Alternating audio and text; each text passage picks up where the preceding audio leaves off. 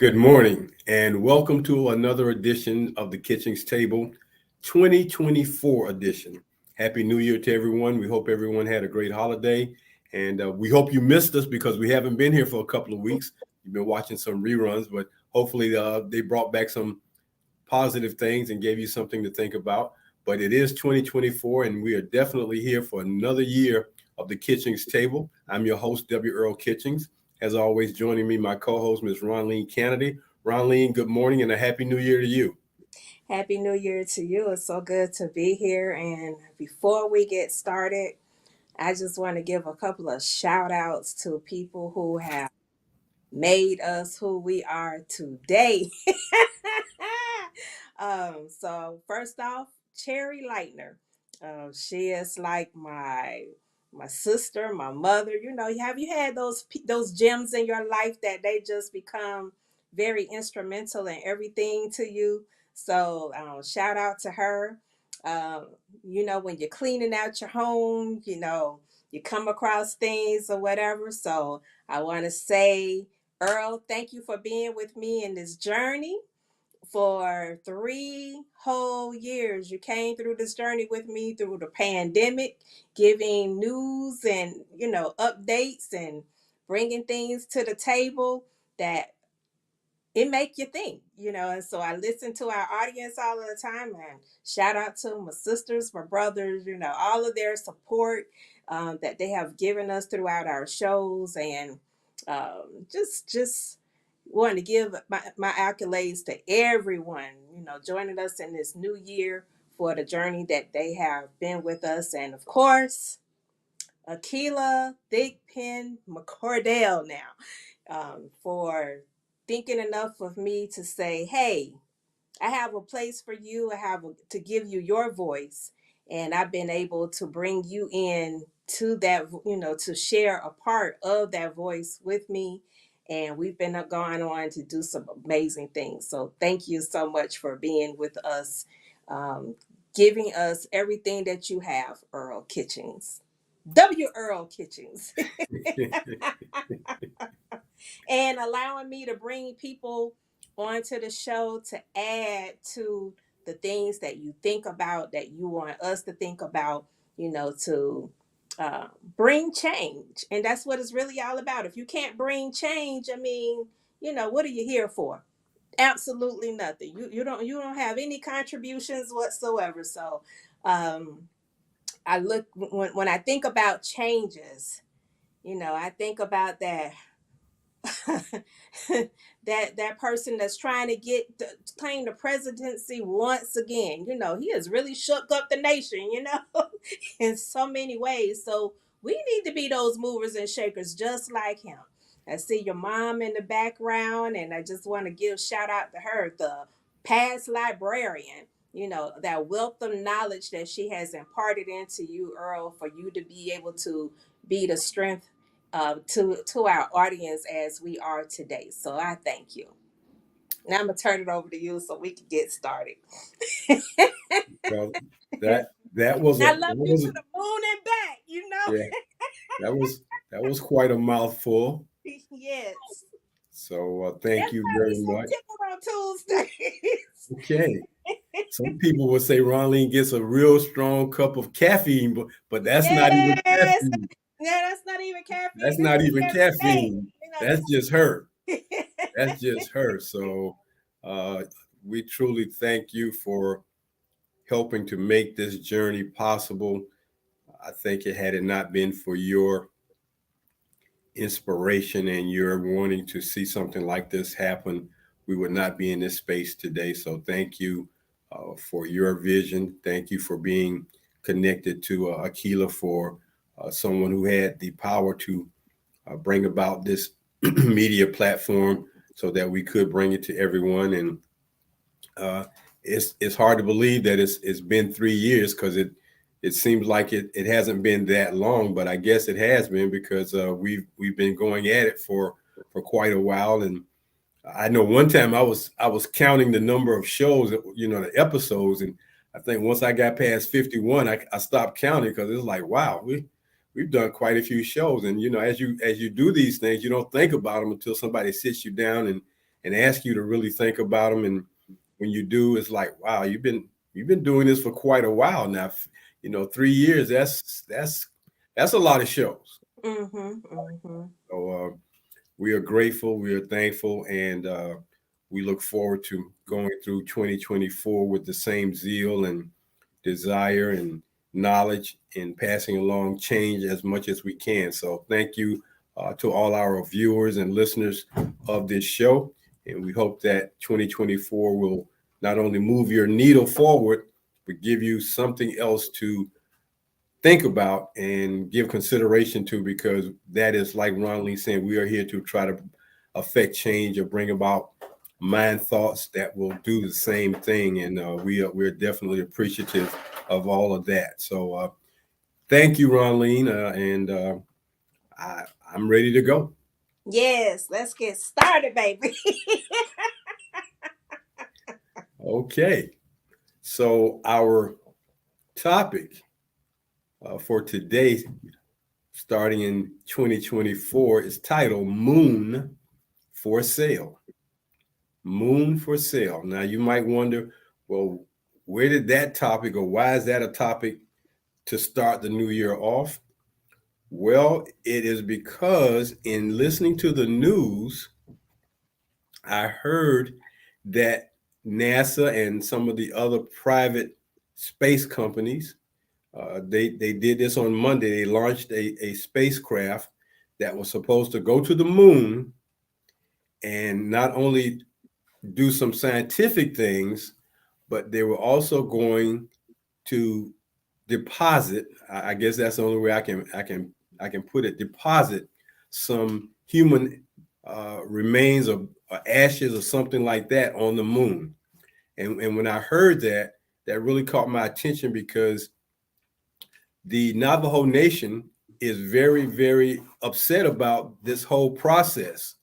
And because that has infuriated them to a degree, because they respect the moon as a living thing, they are upset that you're wanting to carry human remains to the moon and place them on the moon. And as I was sharing with Ron Lean, I don't know if they're going to create a moon cemetery, or they're just going to throw them out amongst all the dirt on the moon. I don't know, but this is part of their plan, and that particular project has a name, and I'll get into that. But I wanted to just give you some background information before we get to that space project where they're trying to go to the moon, and let you know just what's going on with the space industry, because it seems to have accelerated over the past decade uh, to a point where it's just phenomenal.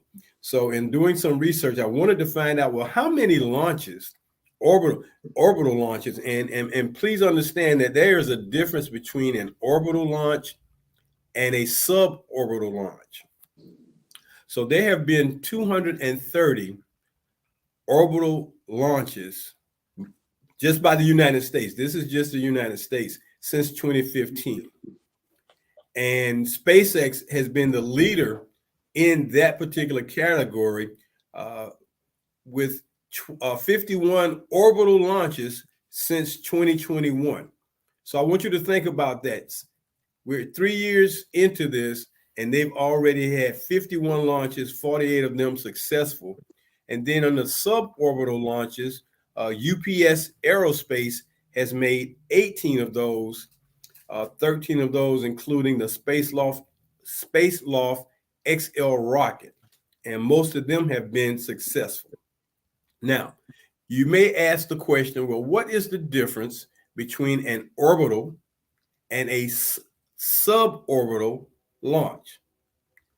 There are two types of launches, uh, orbital, suborbital. So an orbital launch is when the speed of an object must be maintained to orbit around the planet, And in that, to orbit 125 miles up in space, a spacecraft must travel at a speed of 17,400 miles per hour. Let me just let that sink in. 17,400 miles per hour. Now,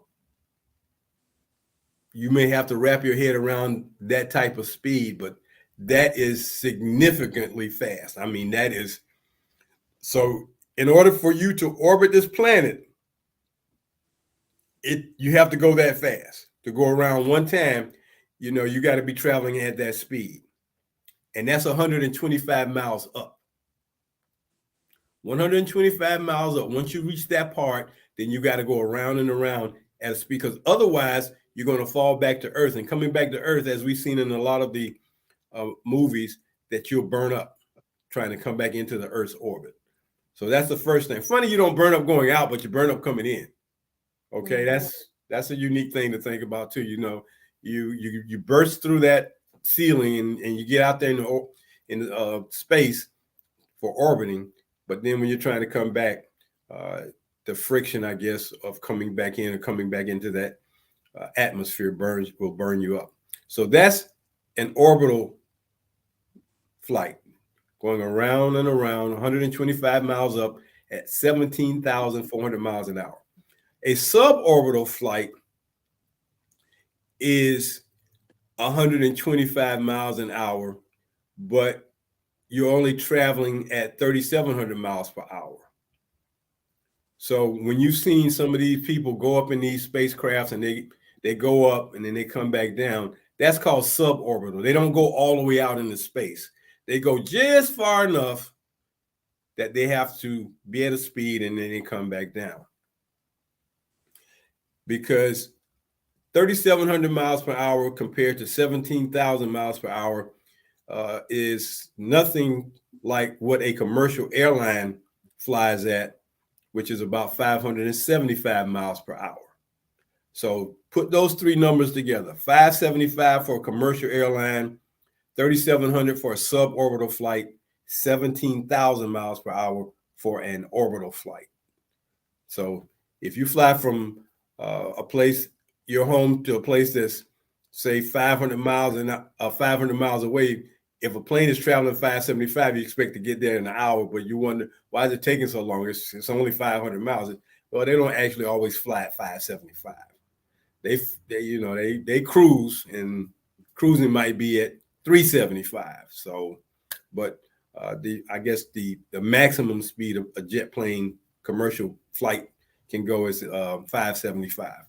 And then if you're trying to cross the Atlantic on one of those subsonic flights where they go at Mach speed, you're really flying, but it's still nothing compared to that 17,000 miles per hour. I mean, when I see that number and think about just how fast you're going, man, that is really going fast.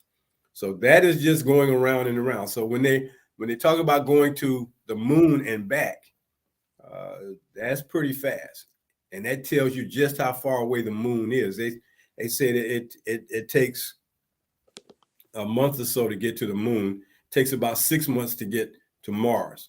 Now, that those two trips are not trips I will be willing to pay for. So Ronleen, the cost of such flights are, man, very, very expensive.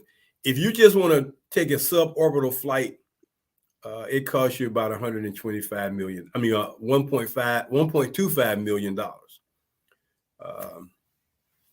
If you want to do that, these suborbital flights, take you up and bring you back down. But to go back to the reason why I'm talking about moon for sale is because of the Peregrine project or mission. The Peregrine mission is a U.S. spacecraft carrying human remains that was launched on yesterday. And ironically, they've already had trouble with that launch. I wonder who interceded with that problem. I wonder who made that not so smooth of a flight. All these other flights are going well to go to go into outer space, but all of a sudden, this one, they've had a problem. Mhm. And part of the problem is the propellant, which is the fuel that sends these rockets into outer space. It had a leak, and it was, you didn't have enough fuel. It's like you got a leak in your gas tank in your car. So you got a full tank, but you get 100 miles, and your gauge on your car shows half wet, half empty, and you're like, what's going on? So they've had a problem with that mission, and the cost of this mission is $79.5 million. And uh, what they've indicated is that there are several capsules on board because they want to put a lunar lander on the surface of the moon to do whatever these experiments and things are, and to put these human remains. And if you want to send your human remains to the moon, if that's what you want to do, if you want a very, very different experience, it only costs you $13,000. That's all, to send your remains. Now, of course, they're not talking about a casket and sending you. You have to be cremated, and then that 13,000 may not include the cost of cremation. So you have to have your remains and ashes, and then they're willing to take you to the moon. So the Peregrine mission was a spacecraft that was launched, like I said, on yesterday, January the 8th. And as I indicated, the propulsion system, the propellants on the rocket was having problems, and it's causing them not to be able to maybe sustain this. The Peregrine project was going to be the first U.S. mission to the moon in more than 50 years, a lunar touchdown, as they call it. And then here's why I call this moon for sale. A lunar touchdown could pave the way for commercial space services, not service, space services to start occurring, such as lunar burials. That's why I call it moon for sale, because now we're going to commercialize taking things to the moon for a price. And that doesn't seem, in my opinion, to be something we should be doing. We're already having uh, climate problems, and now we want to affect other problems. You don't realize just how much stuff is out there in outer space right now, because you hear about the rockets going up, and sometimes they'll tell you what the payload is, and that's the cargo or whatever is on the rocket.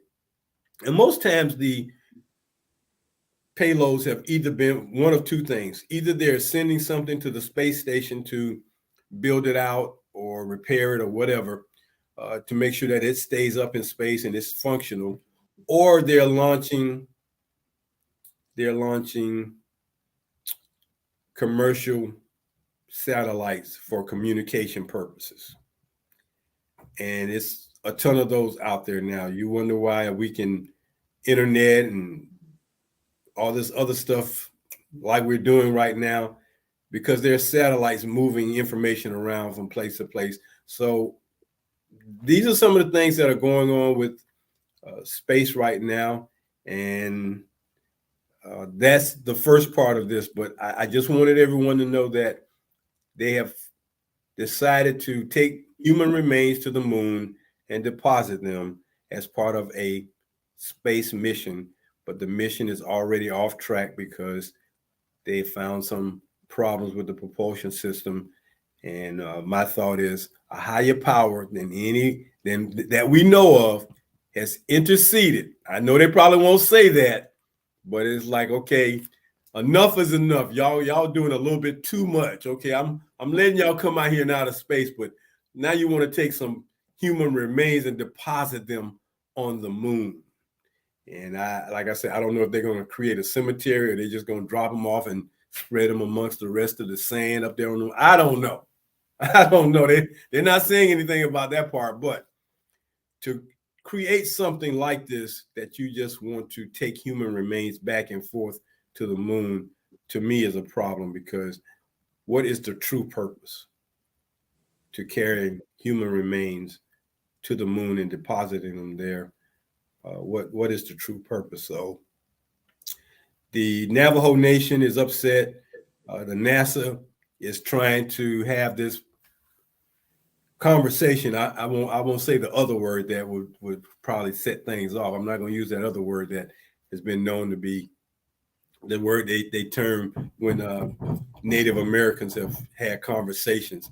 But they're trying to minimize this whole thing and make it go away as best they can. But I don't think Native Americans are going to let it go that fast, because they hold the moon sacred, and they're very upset that we're wanting to take things to the moon. So, Ronaldine, comment on that for me, please.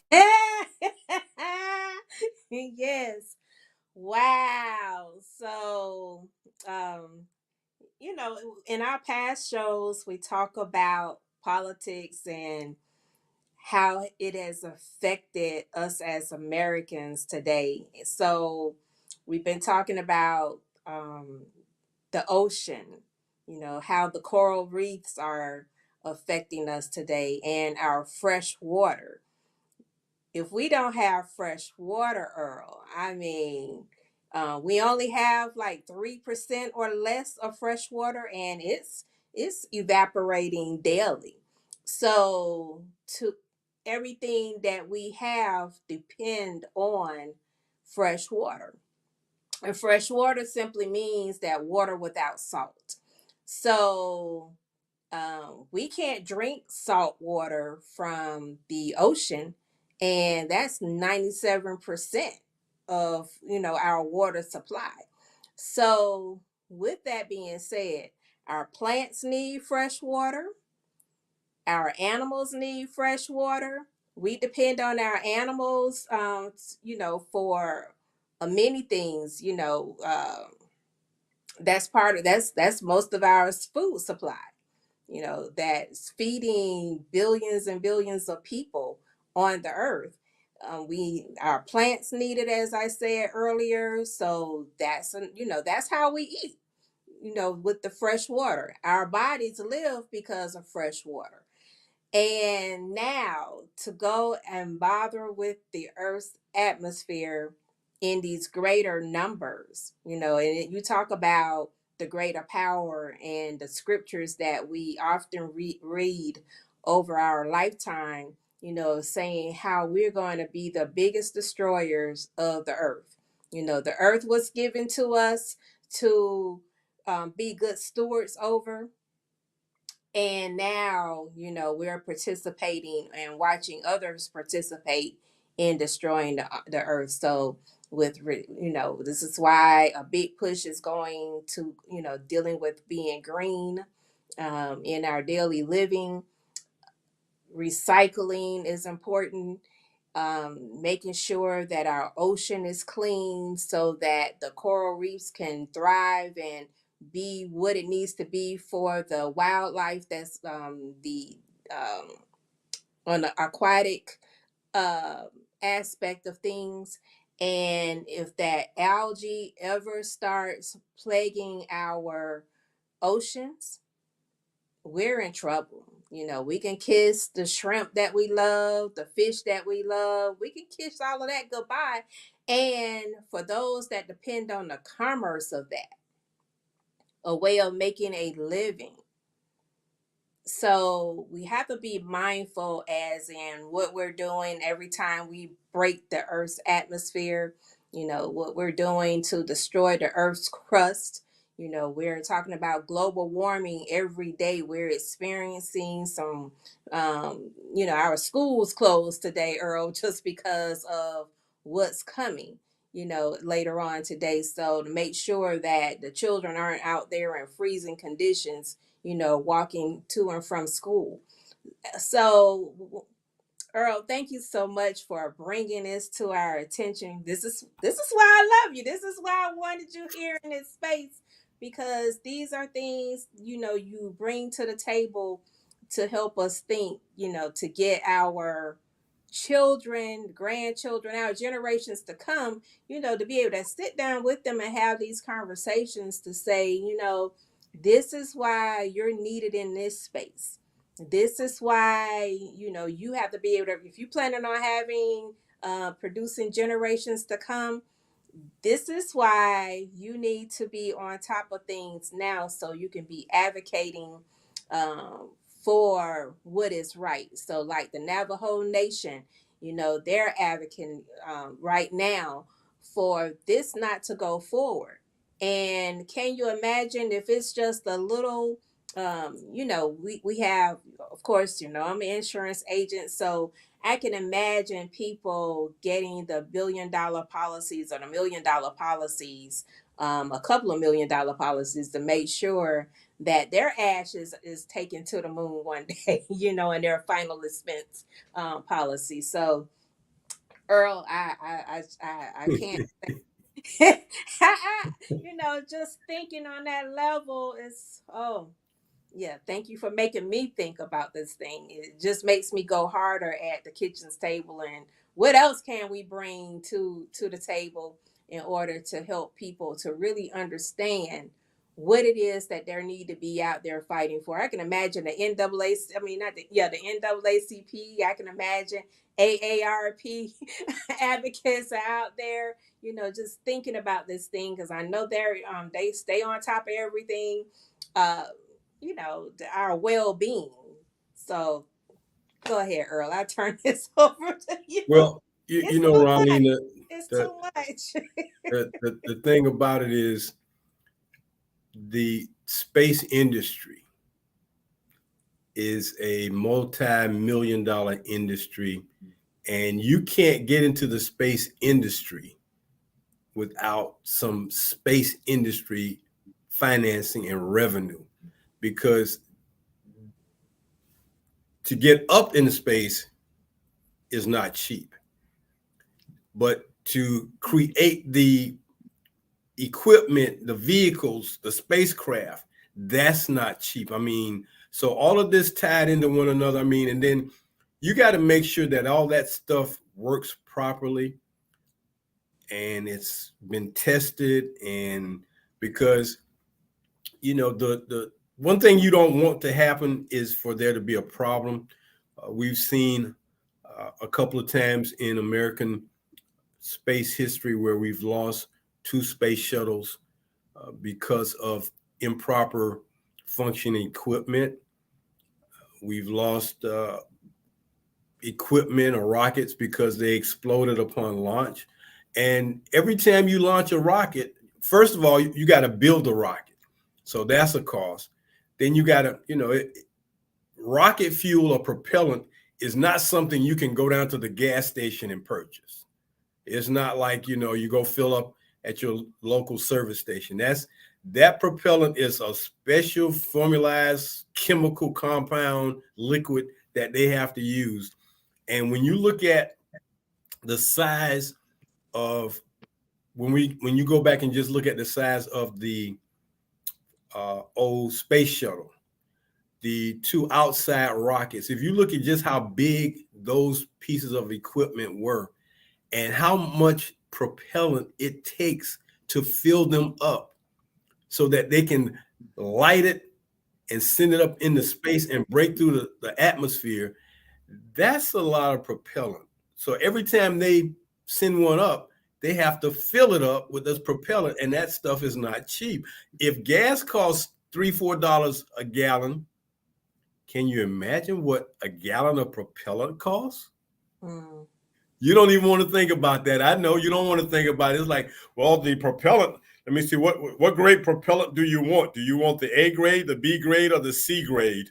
The C grade, yes, it's not as good as, but it's cheaper. It'll only cost you $1,000 a gallon. What? And how many gallons do I need? How many gallons do I need? And your grade A, well, that costs you about $2,500 a gallon. And so you do the numbers. So when we talk about going into outer space, is not a cheap thing. It costs If you wanted to be a tourist to just go up on a space launch that some of these companies are charging, like Blue Origin, 1.25 million per person to just take you up, bring you back down for maybe an hour or so. Well, there's a lot of people who got that kind of money, and that's what they want to do. Okay, fine. I mean, but gee, don't we have other issues that are more critical than just taking a ride up into space? Yeah, I know they got the money. They could do whatever they want to do with their money. I get all of that. I get it. I truly do. You're a billionaire. Hey, I got it. I can spend it. I need a new toy. I need a new gimmick, something, a new ride. I mean, I went to the amusement park and they got a new ride. I want to try the new ride. Okay, fine. I get it. So, Earl, before we go to the break, can we just work on curing world hunger and homelessness? Can we work on that first? In, I'll in, turn a, that back over to you. in a two-letter word, no. So you are watching and listening to the Kitchings Table here, and we are glad to be with you. I'm your host, W.O. Kitchings, along with me, my co-host, Miss Ronleen Kennedy. And every Tuesday morning at 10 a.m., we are here to bring you something to enlighten, inspire, educate, whatever we can do to bring to you here at the Kitchings Table.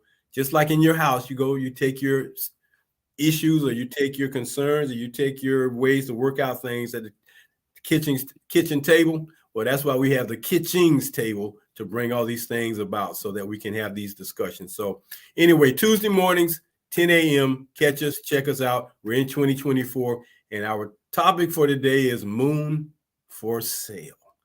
So Ronleen, no, to answer your question about world hunger, the answer is no. That doesn't seem to be a true issue. It is a true issue, but it's not enough of an issue to spend money to fight and make the whole world better. Just like gun violence, making guns. This country is the true manufacturer of all these weapons of destruction, of human destruction. And then when we talk about the environment, there are enough problems where we can put money into them to avoid us having to one day say, well, the planet is about to just really die.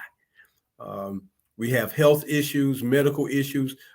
Let's find ways to minimize those issues. But I'm sure scientists will tell you, well, our experiments will help do something for mankind in the future. I get it. We have to do something. You have to do A in order to get to B. I get that.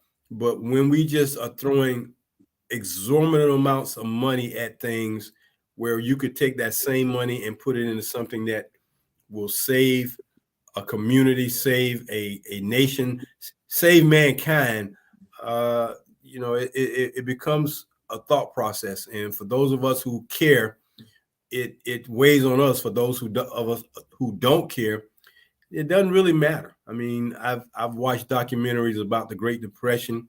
People who had money, they didn't know there was no depression. They weren't feeling that pain because they had the money. Nothing changed for them. In today's time, there are a lot of hungry, starving people, a lot of sick people. There are a lot of issues that could be addressed. When I think about the amount of money that we spend for political campaigns, then you think about the amount of money that's spent on something like. And again, I get the space race, I get the space exploration, I get all of that.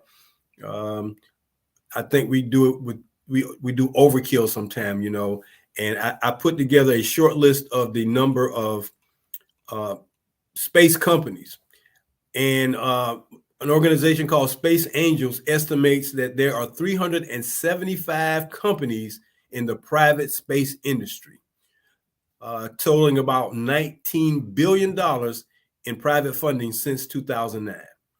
375 companies. Now, not all of them are launching, but these are companies that do some kind of component. They may build some of the equipment.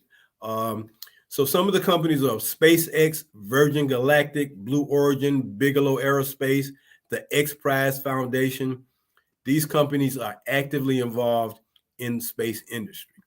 And the technology that goes into this industry is a fascinating technology and industry, because so much innovation happens when people are creating different types of equipment to better life as we know it, to change and better what's going on. And that part of it is the good part, that we're creating things to maybe better life. And you have companies out here who are working to find ways to make solar energy and wind energy and hydraulic energy work so we can get off these fossil fuels. And I had a thought the other day that just how much fossil fuel is in the earth, because they've been using fossil fuels now since the 1900s, since they started using cars, and it accelerated. And when you think about the amount of fossil fuels that's used in 2024, uh, that's a lot of oil in the earth. That's a lot of oil, because it hasn't stopped. I mean, during our lifetime, over 50, 60 years, it has not stopped. They continue to drill, and they continue to bring it out of the earth, and it continues to be there. So that shows you how large the planet is. That shows you how much fossil fuel there is, but it's causing the planet to die. So as engineers, scientists create new projects, new equipment, new ideas, this is all good, but sometimes there needs to be a limit. I mean, 375 companies, 5 or 6 of them who have rockets that they launch on a regular basis, can be a little bit too much. Um, the next NASA mission, because the Peregrine mission seems like it's in trouble. It looks like they're gonna have to scrap that. So whoever human remains were on their way to the moon, y'all might want to ask for a refund. y'all might, that they may not be getting to the moon anytime soon, if that situation continues, and they gotta scrub it, as they say. But the next NASA mission is called the Artemis mission.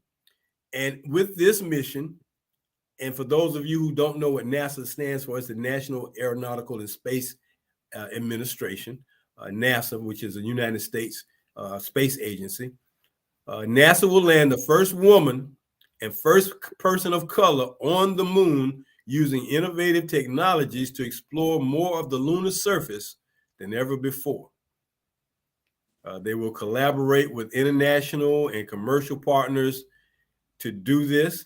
Again, it's scientific discovery, exploration. They talk about economic benefits, and things of that nature. They're also looking at building a base camp on the surface of the moon.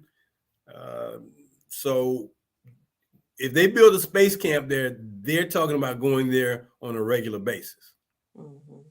And that means every time they go, they got to break through the atmosphere. And every time they open that window to the atmosphere, it causes a problem with Mother Earth. So until they can be like what we've seen in the movies, Star Trek, you can just, zoom out real fast. You're not using propellant. You're not using propellants. You're using some nuclear stuff, and that stuff pops like, boom. It's like they don't even pop through the surface. They go through so easy. It's like a slither. They slide through that and they're out there. But until they get to that point, and they still have to use rocket propulsion to get up and down, it's going to be a problem for Mother Earth. And I don't care how many robots they make and all these other things. The basis is the propulsion to get out of Earth's atmosphere to get into space is the true problem right now. But that Artemis mission is what they were hoping this Peregrine mission was going to help lead to. And so I guess y'all going to have to wait another day for that. But trust me, Ronleen, just because it's not working right now doesn't mean they're going to stop. They're going to keep on working it to make it, happen and things of that nature. And then this is a 24-hour operation going on. So can you imagine the people getting paid to work around the clock? to make sure that they perfect this thing. You know, it's like the mad scientists. Oh yeah, yeah, yeah. Well, some people are working around the clock because some people are really, really, really uh, upset that this thing didn't work. And Mm-hmm. whatever engineers or whoever was responsible for that, excuse me, for that part of this equipment, and now it's not working, somebody's going to either lose their job or somebody's going to say, I want my money back, or a combination of the two. But there's some consternation going on about the fact that this thing didn't work, and the propulsion system was leaking. It's leaking. How is it leaking? Didn't we test for that? Didn't we do? Hey, I don't know. But this is what's going on, all in the name of trying to get an experiment to the moon. But more importantly, as I stated, of that mission, the fact that they want to put human remains on the moon, I think stands out head and shoulders above anything else they're trying to do. Had they not been doing that part, it probably would not have the same effect or impetus as to what they're doing. But that's what it is, and we'll see what happens. So they've, I'm sure, because of the investment into that project. When you're talking about almost $80 million, and something didn't work, somebody's coming to somebody's office to have a conversation. Yes. You Plenty know? of conversation. Right, right. And it reminds me of the scene from the movie The Hidden Figures, when they were asked the question about finding that area where they could bring the capsule back down and where it's going to land, and everybody's looking around the table like, well, when is that going to happen, and how's that going to work? And Kevin Costner, who was the lead guy on that thing, turned to Taraji and it's like, you want to give it a go? Because my man over here, you running out of idea. right, because my man over here, who's supposed to be this brilliant guy, he fumbling through papers trying to figure out, let me see what, okay, so he didn't want her, remember, he didn't want her in the room. Right. He didn't want her in the room. Oh, she shouldn't be in here. Yo, she don't have a clearance. There's never been a woman in here. Okay, yeah, I get that, man. But you see why I brought her in? Because you didn't know the answers. Mm-hmm. Because see, all these men sitting at the table and they're looking at him, and he over there fumbling. Well, let me see. I think, well, let me see. I'm not sure. He said, hey, what he said? You want to give it a go? He handed that piece of chalk, and she looked at him like, are you crazy? Oh, now you want me to be the hero. Now you want me to save y'all. Mm-hmm. Okay. Mm-hmm. The only person who was in her corner at that whole table was John Glenn. Right. He was the only one on her side.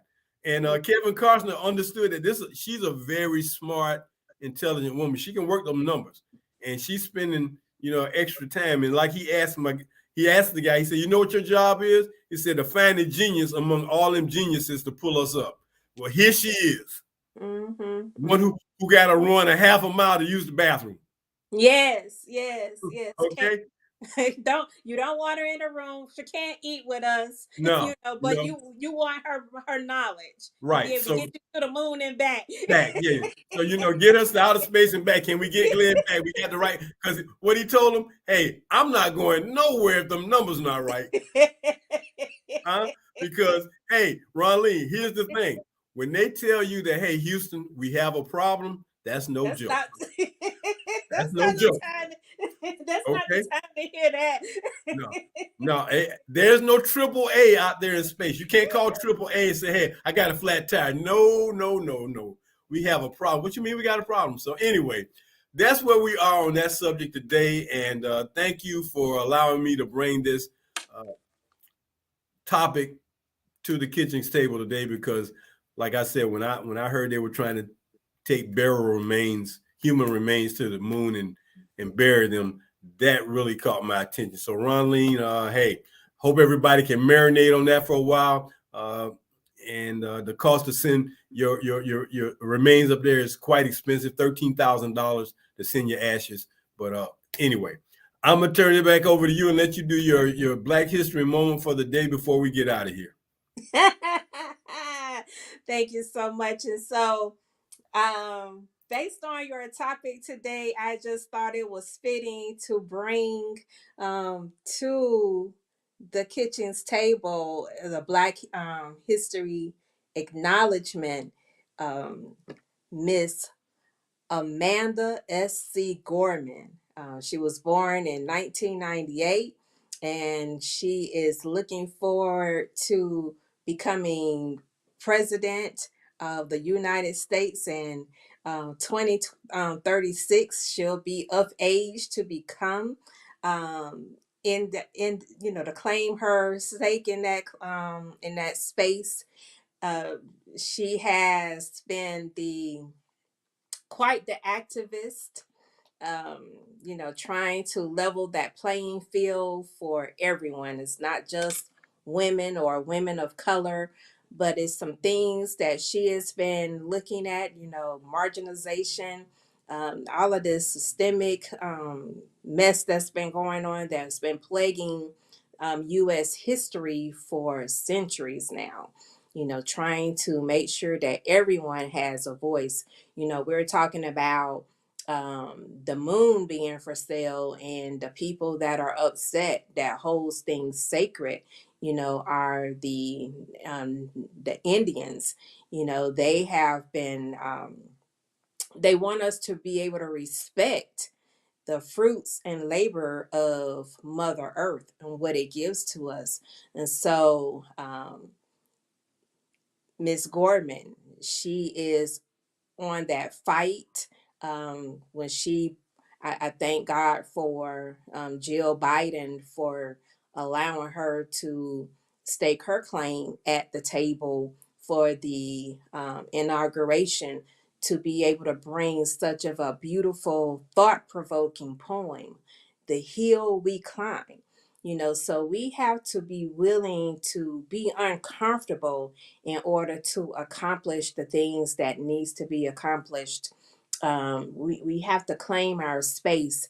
And, as I said, she was born in 1998, 25 years ago. And uh, to see the things that she has overcome, she is one of those people who said, I don't look at the things that I've had to overcome as the place where I had to stay. I'm just paraphrasing that for you. So she took what seemed to be they call it a speech impediment, or a vocal, she had things going on with her as far as speech wise, that for most people it's hard to be in that space of um, public speaking. So to be in that space, to overcome, the speech piece of it in order to get your message out, that communication piece. And she has turned that around to become her strength, to be able to say, hey, I was in this space. I've learned how to say my R's. It no longer trips me up. And, if I can do it, she's encouraging you to be able to find a place, to claim for you, so that you can go on to do great things. So I ask you all to, she's one to watch. She is one to watch, being supportive of, being be that support figure for her. Read her books, her poems. Like I said, they're thought provoking. So, Earl, thank you so much for allowing me to bring this to our listeners on the Kitchens Table. And I turn it over to you in this platform to close us out. Well, thank you, Ronleen. And Amanda Gorman is definitely a true national treasure. So I'm sure she's working on a book or two to make her talents more visible. So thank you for bringing that to us today. Well, that's going to close us out for today's Kitchen Table. We hope that you enjoy what we brought to you today. We hope that we can be inspiring to you each and every Tuesday morning here at 10 a.m. when we come to you with our weekly show. So for my co-host Ronaldine Kennedy and myself, Earl Kitchings, we're going to say goodbye for now. And as we say always, go out and do something good for somebody else today. Take care, everybody. See you next week.